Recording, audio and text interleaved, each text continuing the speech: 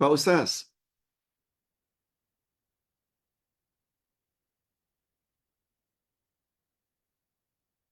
jika saya sebagai seorang ibu menjadi imam dalam salat fardu, ibu menjadi imam, makmum saya adalah cucu-cucu saya, termasuk cucu-cucu yang laki-laki, perempuan yang belum baligh.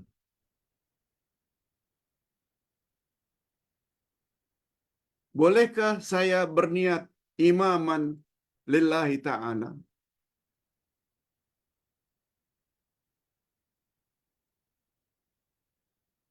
Jawabannya, Ustaz ulang sekali lagi pertanyaan. Saya seorang ibu punya cucu-cucu yang masih kecil. Ada perempuan, ada laki-laki. Boleh tak saya sebagai ibu dan nenek mereka jadi imam dalam salat berjamaah? Sedangkan wanita tidak boleh jadi imam bagi laki-laki. Tapi cucu saya ini belum baligh. Ini jawabannya. Jawabnya boleh.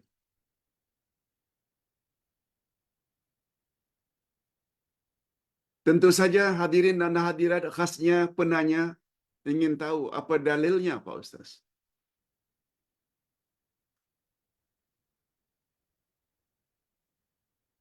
Ini dalilnya.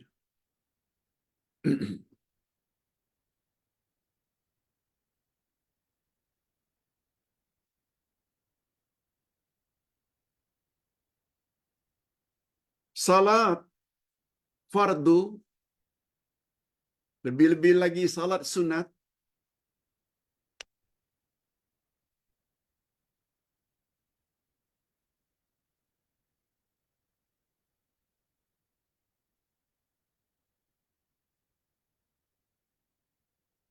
salat sunat tertentu dibolehkan berjamaah. Salat fardu sebaiknya berjamaah. Salat sunat ada yang digalakkan berjamaah, ada yang digalakkan buat sendiri-sendiri. Seperti salat sunat rawatib, qabliyah, ba'diyah. Tak pernah kita buat secara berjamaah. Salat sunat tahiyatul masjid, salat sunat duha. Semua jenis-jenis salat sunat itu adalah salat sunat yang dibuat masing-masing. Tidak ada riwayat dari Nabi atau para sahabat dibuat secara berjamaah. Tahajud, witir, tarawih, itu boleh berjamaah.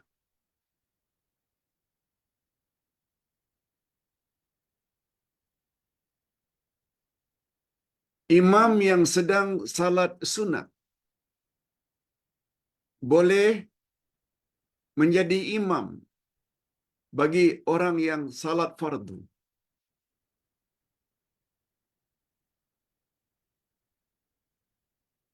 Habis salat fardu zuhur, kita buat ba'diyah, rawatib.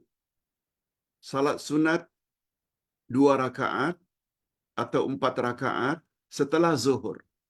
Ada 2 cara. 2 boleh, 4 boleh. Kita buat salat sunat ba'diyah. Tiba-tiba ada jemaah yang baru datang, ikut kita. Dia salat zuhur, salat fardu. Jawabnya sah. Dan layak mendapat ganjaran pahala salat berjamaah. Walaupun imamnya salat sunat. Tapi dengan syarat, salat tersebut, salat sunat yang kita buat, dengan salat makmum, sama peraturannya. Sama peraturannya.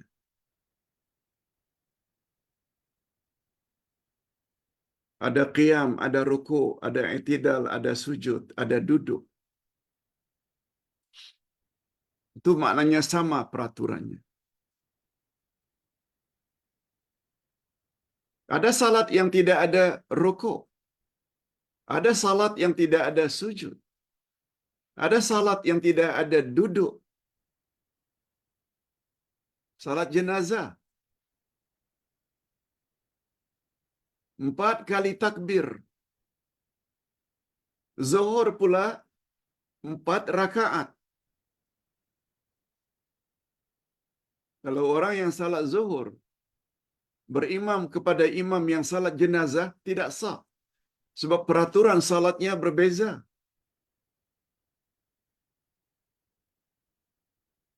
Okey. Dengan kata lain,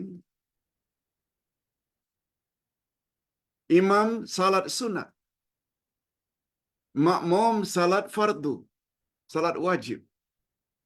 Bila peraturan salat tersebut adalah sama, hukumnya boleh dan sah salatnya dan dapat fadilat salat berjamaah.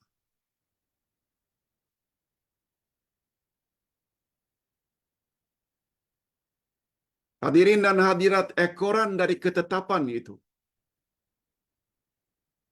Anak kita atau cucu kita yang baru 10 tahun, belum baligh, tapi dah hafal surah-surah panjang. Malah ada yang 10 tahun, 11, 12 tahun dah hafal Quran 30 juz.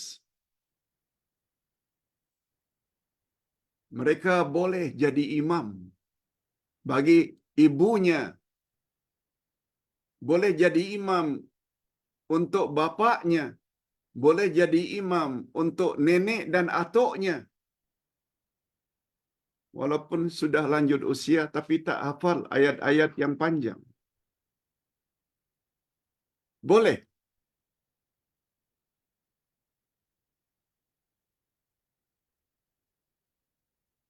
Tapi Pak Ustaz,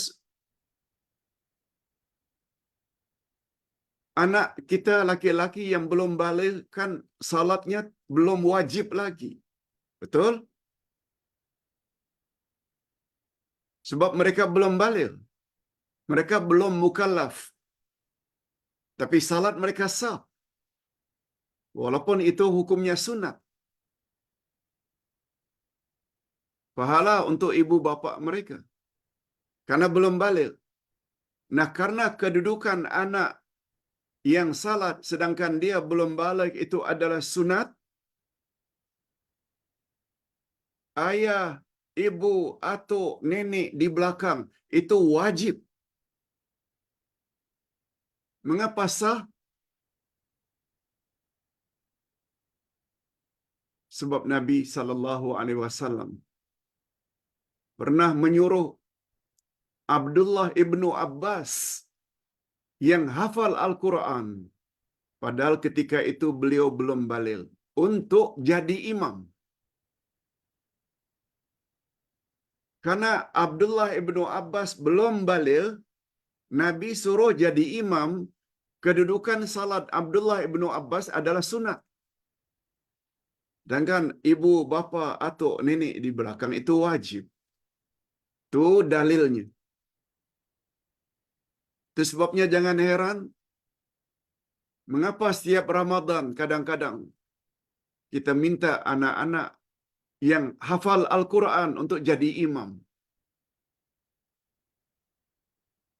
Ya, pada umumnya mereka sudah baligh. Hatta belum baligh, hukumnya tetap boleh. Sedangkan yang di belakang dah lanjut usia, lansia belaka. Malah ada yang duduk di atas kursi karena lanjut usia. Boleh?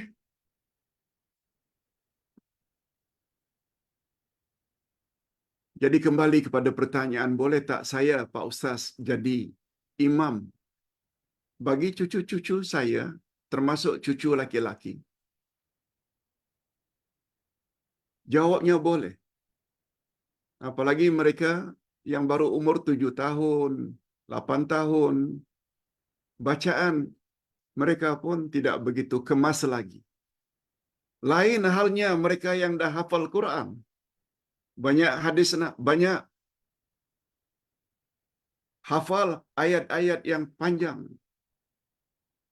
Sebab yang jadi ukuran untuk kita utamakan untuk jadi imam, yaitu aqra'uhum. Mana di antara mereka itu yang paling baik bacaan Qurannya. Nah, karena cucu kita ini, kadang-kadang Al-Fatihah pun tak begitu betul bacaannya. Walaupun dia laki-laki, dia boleh jadi makmum di belakang. Demikian jawaban Ustaz. Mudah-mudahan ada manfaatnya. Kita akhiri dengan doa. Alhamdulillahirrabbilalamin. Wassalatu wassalamu ala asyrafil anbiya wal mursalin.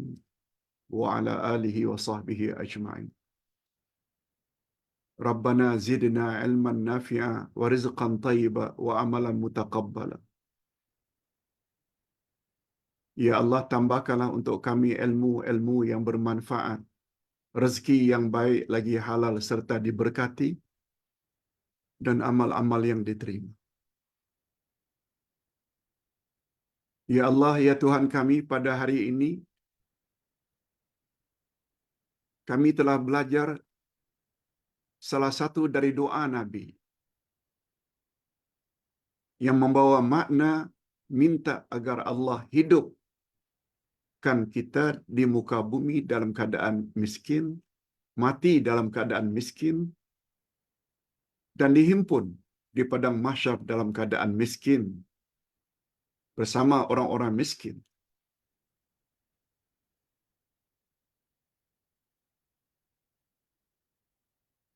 Kami sudah memahami, ya Allah, makna miskin yang kita minta di dunia. Bukan maknanya sedikit harta, tapi dengan makna tawaduk, rendah diri. Tidak sombong. Dan kita juga minta supaya dihimpun di padang mahsyar bersama golongan orang-orang miskin. Karena orang miskinlah orang yang lebih dahulu memasuki syurga sebelum orang-orang kaya 40 kharifan. Karena orang-orang kaya akan ditanya oleh Allah dengan pertanyaan yang detail. Bukan saja dari mana kamu perolehi harta, juga kemana kamu salurkan harta yang kamu miliki. Allahumma ahina masakin wa amitna masakin wahsyurna yaumal qiyamah fi zumratil masakin. Wa sallallahu ala nabiyyina Muhammad wa ala alihi wa sahbihi ajma'in. Subhana rabbika rabbil izzati amma yasifun. Wa salamun alal mursalin walhamdulillahi rabbil alamin. Subhanakallahumma wa bihamdik asyhadu an la ilaha illa anta astaghfiruka wa atubu ilaik. Assalamualaikum warahmatullahi wabarakatuh.